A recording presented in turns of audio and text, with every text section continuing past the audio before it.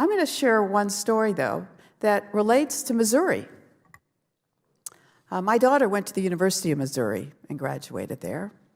She had a girlfriend who became pregnant, who then drove an hour and a half to St. Louis to be seen, and then was told that she had to wait 3 days, and so then she had to drive an hour and a half back.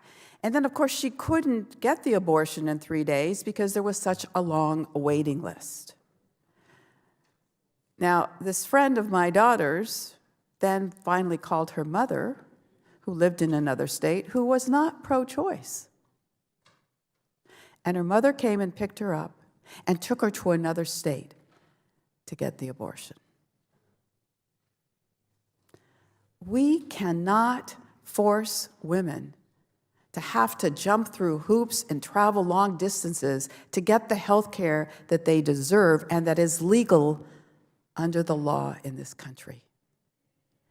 And to see what Missouri has done with their laws and how difficult they have made it is so repugnant to me and should be repugnant to every woman in this country. Now, Ms. Box, let me ask you the question that I think about a lot. When you were required to wait your 72 hours and received this counseling, what was the counseling that you received? Well, first, I want to say that I thank you for sharing your story with me, and I am sorry for your loss. I know how painful that is. I'm not the legal expert, but we don't really have, is it counseling? You didn't recognize it as counseling. Oh, okay. I'm sorry, yeah, you're right. I didn't understand that was considered counseling. What was it?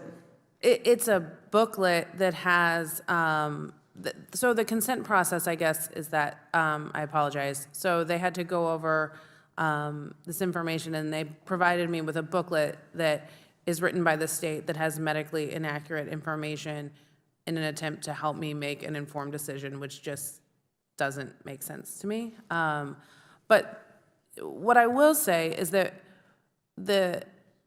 how it works in Missouri currently is that you have to consent with the provider who will perform the abortion. And so my consent and my counseling, the book, like I said earlier, I call a book of shame. But my conversation with the provider, with the doctor who works at Planned Parenthood, was the most compassionate care I have ever received. She took something that was the worst experience of my husband in my life and showed us love and no judgment and counseled us in all of the options available to us and gave us medically accurate, science-based information so that we could make a decision as parents that was informed and full of love. Thank you. Thank you again, all of you, and I yield back. Thank you.